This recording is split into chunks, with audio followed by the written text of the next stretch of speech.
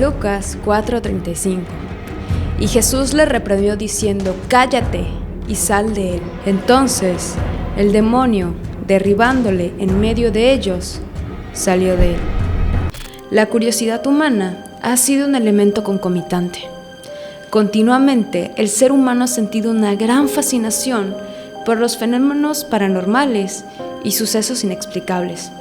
En esta ocasión te voy a contar todos los detalles y secretos que hay detrás de las posesiones demoníacas y los exorcismos. Hola, Crayolis, mi nombre es Eli Montserrat y para mí es todo un gusto que nuevamente me estés acompañando en tu podcast de confianza. Antes de continuar con el video, quiero recordarles que ya activamos la opción de miembros y también para que te vayas a unir acá abajo en el canal, porque en los días posteriores vamos a estar subiendo el audiolibro de Memorias de un exorcista, que es del libro del Padre Amort, y de hecho tiene muchísimas historias muy fuertes y te puedes suscribir desde solo 30 pesos al mes. El ritual de exorcismo, sin duda alguna, es algo muy extenuante.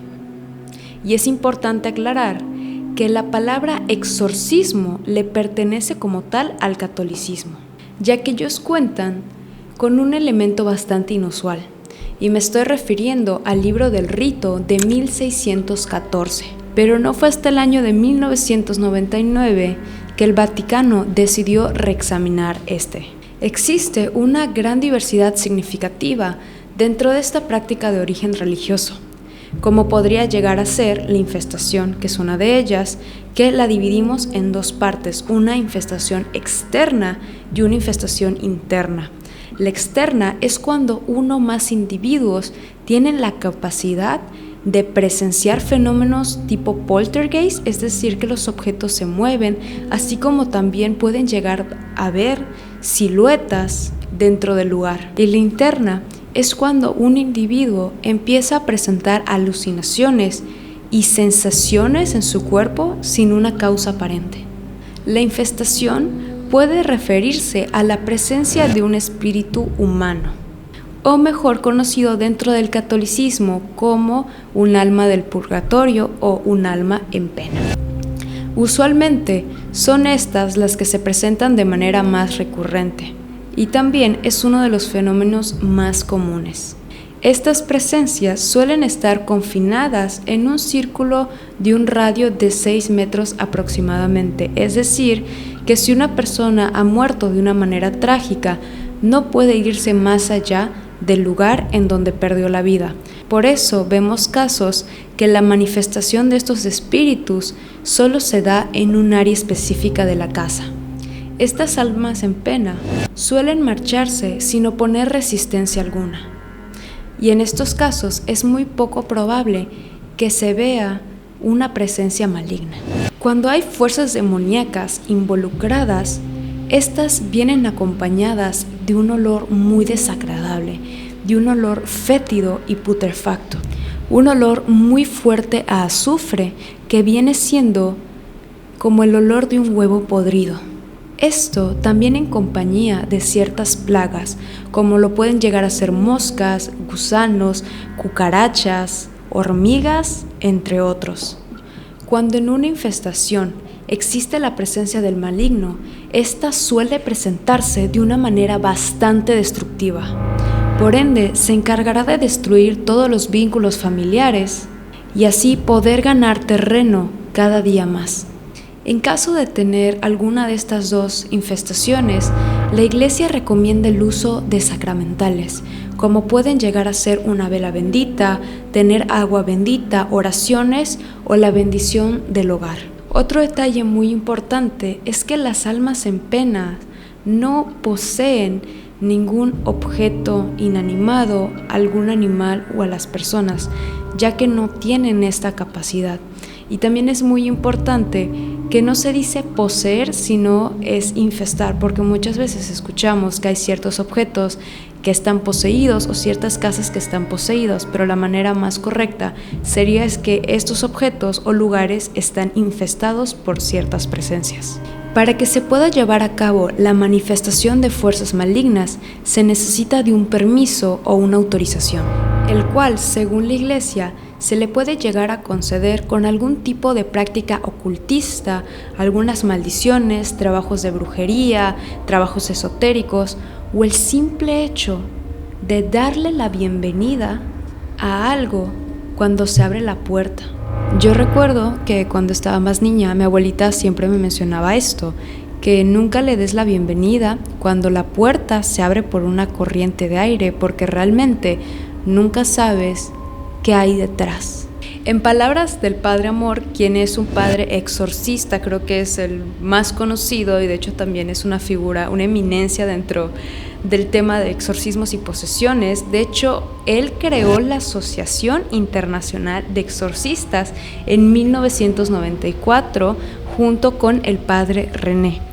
Bueno, pues el Padre Amor nos comentaba que otro error que las personas suelen cometer es que los devotos pueden llegar a pedirle a los ángeles que posean su cuerpo para dejarlos hacer sus bendiciones en ellos. Y esto también se puede llegar a considerar una invitación hacia el maligno. Y teniendo en cuenta que estas entidades son extremadamente mentirosas y engañosas, en muchas ocasiones se harán pasar por algún familiar ya fallecido, o en casos menos recurrentes se aprovecharán de la comunicación a través de los espíritus por medio de la adivinación. Y con esto podemos hablar de lo que viene siendo también la tabla Ouija. He escuchado también casos con el tarot, pero prefiero no tocar más ese tema. La siguiente es la opresión, que es cuando la manifestación traspasa la barrera de lo intangible y pasa a ser algo físico, es decir, que se tiene un contacto directo con esta entidad, causando hematomas, golpes, 3 rasguños. El número 3 es un elemento constante dentro de los relatos paranormales, ya que se dice que el maligno toma esto a manera de burla. En las historias bíblicas se ve muy presente la hora en la que fallece Jesús, que fue a las 3 de la tarde. También el número 3 hace referencia a la Santísima Trinidad, que es el Padre, el Hijo y el Espíritu Santo. Y sumándole que el despertarse a las 2 o 3 de la mañana no es una simple casualidad. Y en esta etapa de la opresión es cuando la entidad querrá tener más control e interacción con el individuo. Intentará embaucarla para ganarse la entrada, y cuando ésta se le deniegue, inmediatamente se irá en contra de éste. Es necesario agotar todas las explicaciones mundanas a estos fenómenos paranormales, antes de asegurar que podría llegar a tratarse de alguna presencia maligna. La siguiente es la obsesión, que es cuando un individuo adopta un comportamiento obsesivo-compulsivo. Empieza a tener arrebatos de ira, desesperación y también ideaciones suicidas. Después le continúa la vejación, que es cuando el demonio ataca directamente no solo al bienestar, sino también a la integridad física de la persona. Un caso muy popular sería el del Padre Pío, que él vivió condenado toda su vida y habían muchas acusaciones en su contra, ya que él tenía una condición bastante peculiar. Él contaba con estigmas. Los estigmas son estas heridas que sufrió Jesús en la cruz. Lo curioso de este padre es que las heridas fueron creciendo más y más y más. Llegó un punto en el que él tenía que usar unos guantes negros para poder oficiar las misas, ya que durante la consagración sus manos le empezaban a sangrar. Y por esto mucha gente lo acusó de que él mismo se llegaba a lastimar y llegó un punto en el que lo tuvieron encerrado. Y después de su fallecimiento, se tuvo que exhumar su cuerpo y se percataron que éste estaba completamente intacto. Es decir, que no se había deteriorado con el paso de los años. Se le llegaron a atribuir exorcismos, ya que él no era un padre exorcista como tal, pero sí se sabe que llegó a hacer bastantes liberaciones. Y por último, llegamos a la posesión, que es la acción más fuerte y contundente que puede llegar a ejercer el maligno sobre una persona. Tal como lo describía Corrado Balduzzi, lo que hace el diablo es dominar el cuerpo de la persona, dominando indirectamente su espíritu con el fin de anular sus facultades superiores. Haciendo una pequeña pausa aquí, una de las preguntas más recurrentes que yo tenía hace un par de años, bueno, ya hace bastante tiempo, era justamente qué pasaba con las personas que morían estando poseídas. Por lo que a mí me habían contado en su tiempo, porque para los que no saben, yo fui acólito, porque hay monaguillos y acólito. Los acólitos son los que agarran el misal romano y empiezan, que es como ese libro grandote que tienen los sacerdotes, y pues vas buscando como los textos para oficiar la misa, ¿no? Entonces, ahora sí era muy cansado porque tenías que estar agarrando un libro como de este grueso, o sea, bastante pesado, ahí con el padre, no con el sacerdote. Durante este tiempo, yo tenía una curiosidad muy grande por querer buscar o hallar tal vez como una respuesta hacia este fenómeno de los exorcismos. En una ocasión, recuerdo que le pregunté al padre del párroco de la iglesia, le llevé como una lista de preguntas con cosas que yo había leído de la Biblia que no entendía, así como también ciertas cosas que no me quedaban claras en las posesiones. Y yo, al mostrarle esta lista, simplemente me respondió: ¿de dónde sacas tantas tonterías? Y en ese momento no me sentí mal, pero sí lo tomé como una razón para seguir buscando más información, hasta que por azares del destino una persona justamente en la Basílica de México me recomendó este libro que yo les estoy recomendando, que es el de Memorias de un exorcista. Y mi pregunta era qué pasaba con la alma de estas personas que morían poseídas, porque a mí me decían que cuando tú morías en ese estado, como que tu alma se la llevaba el diablo.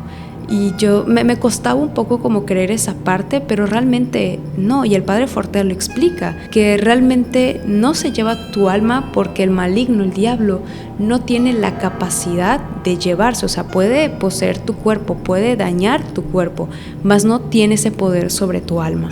Hay un artículo de la BBC que habla sobre el padre Mendoza, que el padre Mendoza es un padre exorcista de aquí de México, también de hecho está el padre Rayito. Y bueno, el padre Mendoza nos comenta que él al día recibe decenas de llamadas, recibe de 15 a 20 llamadas diarias por personas que dicen estar poseídas. Y este padre también nos comenta que curiosamente, en sus 12 años de experiencia como exorcista, nunca ha visto una verdadera posesión demoníaca, y que usualmente la mayoría de los casos se tratan de influencias satánicas y obsesiones demoníacas. Para estos casos se lleva a cabo el exorcismo menor, y él nos comenta que no hay un rito o un pasos a seguir específicamente. El exorcismo se trata realmente de una oración hecha en el nombre de la iglesia. A diferencia de las oraciones de liberación, que son un poquito más personales y que también, si se hacen con fe, pueden llegar a obtener buenos resultados, esto en palabras del padre Fortea, les quería comentar también una experiencia que me pasó hace unas semanas atrás, porque me invitaron a ir a una de estas, no misas de liberación, pero sí como culto de liberación. Siento yo que es similar como al catolicismo, solo que un poquito diferente, lo hacen los cristianos, ¿no? Entonces me tocó a mí ver un exorcismo y yo creí que iban a pasar cosas del otro mundo. Yo creí que iba a ser así, ¡guau! ¿Sabes qué? No pasó, me engañaron. Yo me sentí traicionada. Yo dije, ¿y mi película del exorcista? ¿Dónde está mi exorcismo de Emily Rose? Entonces mi hermana me llevó y me tocó presenciar justamente una liberación de una muchacha. Yo había escuchado que era como muy común que las liberaciones las hicieran en pleno luz del día o con toda la gente reunida, ¿no? El caso es que el ambiente sí, definitivamente, al entrar en estos lugares se siente un poco más tenso, y más cuando se empiezan a tocar esta clase como de temas.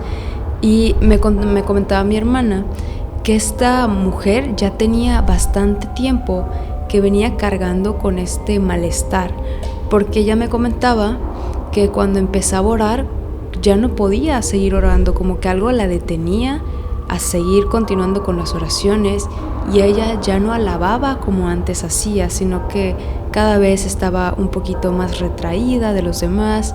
Constantemente se empezaba a sentir mal durante estas oraciones, Y en esta ocasión que habían llegado unos apóstoles a hacer las liberaciones, fue cuando la muchacha empezó a vomitar, pero a vomitar muy fuerte. O sea, fue algo que la mujer no paraba de vomitar. De hecho, le tuvieron que llevar una bolsa para pues que no ensuciara el piso. Pero sí fue algo que tardó bastante, y de hecho hasta después de que yo me quité, este proceso todavía seguía. Y sí había como mucha gente a su alrededor orando por esta persona, haciendo la imposición de manos. Y no es la primera vez que tengo como este contacto con este tipo de experiencias, sino que también hay otra anécdota, que esto me lo contó un amigo que de hecho iba a ser seminarista, pero por cuestiones ya no continuó. Como parte de las actividades del seminario, a estos futuros sacerdotes se les lleva a hacer como misiones o ciertas como trabajos a la comunidad. En esta ocasión les tocó ir a una misa, a una iglesia que estaba como dedicada a personas que estaban en Alcohólicos Anónimos, personas que tenían alguna drogadicción, personas que tenían alguna adicción. El lugar en donde estaban era un lugar bastante grande, era un lugar muy amplio, tenía como unas ventanas en la parte superior pegada casi al techo, y había un joven que se llevaba mucho con el sacerdote que iba de visita, que era padre de estos muchachos, ¿no? Que era como su superior, y constantemente se les veía antes y después de la misa platicando. El padre le tenía pues mucho afecto a este joven, ¿no? En una ocasión él vio cómo este muchacho empezó a sudar muy fuerte, o sea, él estaba bañado, empapado en sudor, y él me comentaba que efectivamente el lugar sí era un lugar bastante caliente, pero no tanto como para que esta persona estuviera sudando, estuviera empapada. Al concluir la misa, ellos pues ya se tenían que retirar de esta iglesia, y es cuando empiezan a llamar a un sacerdote que era pues el superior de estos muchachos, y lo empiezan a buscar por la cúpula, por la sacristía, y no aparecía, hasta que llegó un punto que se percataron que había un pasillo muy largo que daba hacia unas habitaciones. Entonces ellos pensaron que a lo mejor el padre podría estar en alguna de estas habitaciones, y cuando estaban pasando escucharon el grito de este muchacho que les digo que estaba empapadísimo en sudor, que estaba gritando como si estuviera peleando con alguien. En ese momento ellos también escucharon la voz del sacerdote y se acercaron y se pegaron a la puerta para escuchar qué es lo que estaba pasando adentro. Y en eso una voz muy grave les dijo: yo no voy a decir nada hasta que ellos no se quiten de esa puerta. Los muchachos obviamente se asustaron por lo que estaba sucediendo, y escucharon que el padre los llamó para que entraran a esta habitación, a este salón.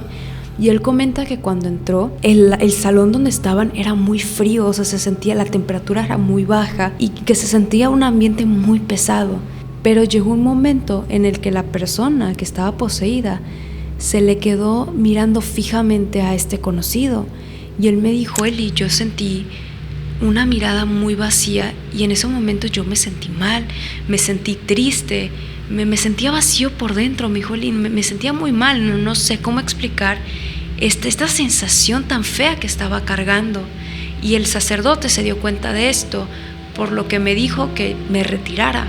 Al pasar de los días, este sacerdote me citó en su oficina para hablar de lo sucedido de aquella noche, y me comentó que si yo conocía a este joven, y le dije que realmente no, que simplemente era una persona que había visto la lejanía, que tal vez había saludado un par de veces por cuestión de las actividades del seminario. Y luego el padre procedió a preguntarle si había tenido alguna experiencia él o su familia con fenómenos paranormales. Y fue cuando él le dijo que sí, que efectivamente semanas antes de haber ingresado al seminario, en su casa se habían manifestado este tipo de presencias. Y una muy importante fue que su mamá, en busca de una solución a este problema, decidió comprar una medallita de San Benito y la colgó en una esquina de una habitación. Y él comentó que cuando su mamá regresó a esta habitación, la medalla estaba llena de hollín, y no solo la medalla, sino que también la pared, como si alguien hubiera quemado algún papel muy pegado a la pared. Y también otro dato que él comentaba es que su casa se empezó a deteriorar muy rápido. De pronto la casa se empezaba a llenar de humedad, empezaban a haber como muchos insectos en su casa. Él comenta que habían como muchas moscas y por más que ellos fumigaban, seguían teniendo esta infestación de moscas. Y el sacerdote le dijo que esta entidad pareciera que ya lo conocía a él por la manera en la cual se le quedó viendo. Y para este tipo de posesiones es cuando se requiere un exorcismo, y este ya tiene un ritual mucho más específico y puntual para la persona. De hecho, algo que también comentaba el padre Amort en una de sus entrevistas es que él colecciona objetos que las personas poseídas han vomitado durante los exorcismos. Otra anécdota que me pareció muy curiosa cuando leí el libro del padre Amort fue que en una ocasión le había tocado ir a exorcizar a una mujer que pues aparentemente parecía estar poseída. El padre le ofreció un vaso de agua a esta mujer y pues contenía agua común y corriente, no tenía nada en especial, pero la segunda vez, sin que esta mujer se diera cuenta, lo que le dio era agua bendita, y el padre, al acercarle este vaso con agua bendita, inmediatamente cambió su tono de voz y le dijo que a ella no le iba a tomar de tonta. Y fue en ese momento que el padre se dio cuenta que realmente sí se trataba de una posesión verídica. Uno de los momentos que se encargó de darle más visibilidad a este fenómeno de las posesiones fue el discurso que dio el Papa VI el 15 de noviembre de 1972. Y causó un gran revuelo dentro de la arquidiócesis, así como también la famosa película del exorcista fue un punto culminante para este tipo de fenómenos. Y algo también muy curioso que platicaba el padre Amort es que hace muchísimos años, antes de que se fundara la Asociación de Exorcistas, no se solían preservar los nombres de los padres exorcistas o algún informe sobre los casos de posesiones. Y hasta el día de hoy, el tema de las posesiones es un tema bastante tabú para la iglesia. Esto es algo que prefieren mantener muy bien guardado, y no es algo que se les suele comentar a los futuros jóvenes que aspiran a ser sacerdotes. Lo curioso es que también hay muchos sacerdotes que no creen en la existencia del diablo como tal, que no creen en este rito, en estos exorcismos. Dentro de este mismo artículo de la BBC que les comentaba, el padre López, quien es el coordinador nacional emérito de exorcistas de la Arquidiócesis de México, él cuenta que en una ocasión le tocó ver cómo un muchacho de 18 años empujó 5 sillas muy grandes, o sea, bancas de la iglesia, con muchísima fuerza. Y él decía que ni 10 hombres podrían llegar a hacer eso. Cita: tenía una fuerza terrible que lo tuvimos que agarrar entre 3 personas para poder practicarle el exorcismo.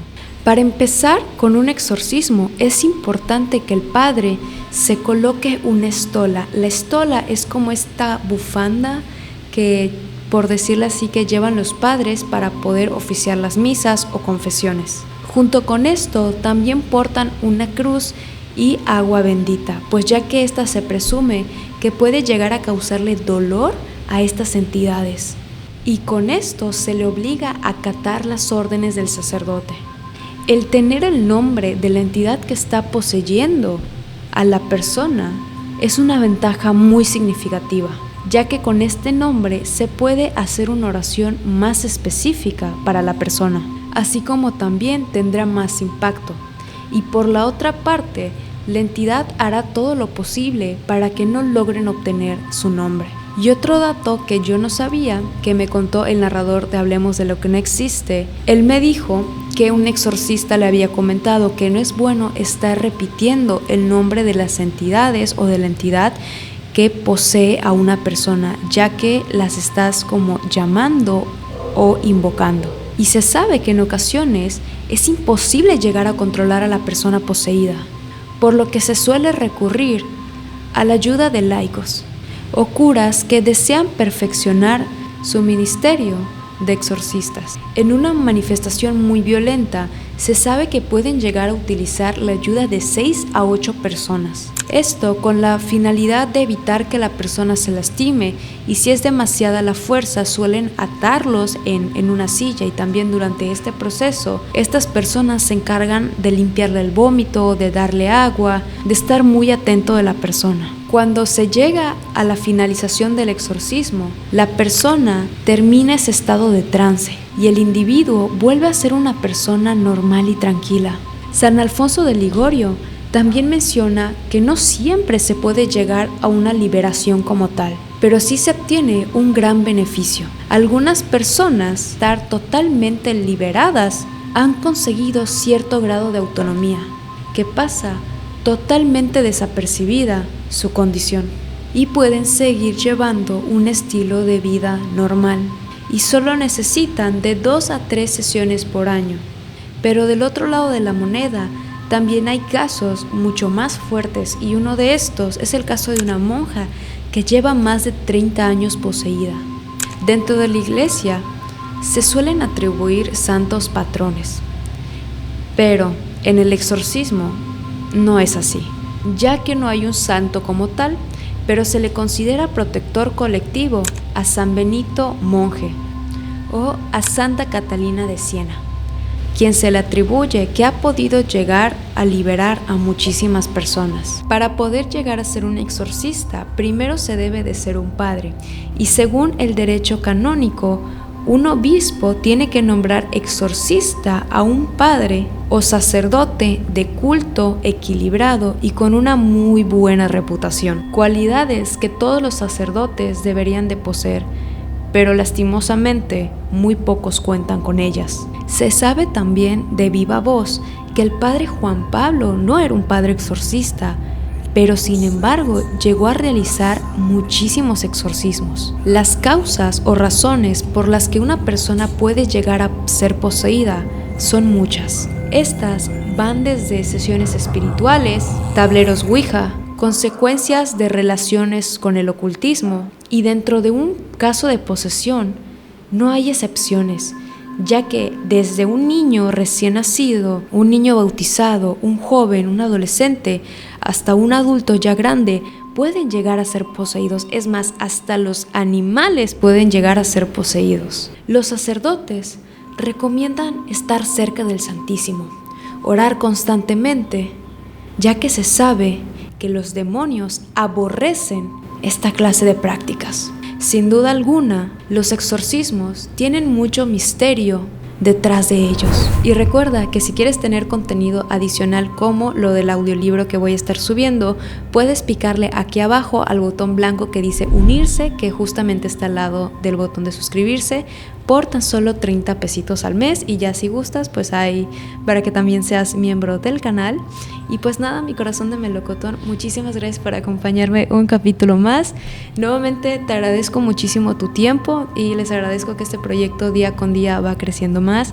Y recuerda que te mando muchos besos de canela y miel, y recuerda taparte muy bien tus patitas en las noches para que no te las vaya a jalar.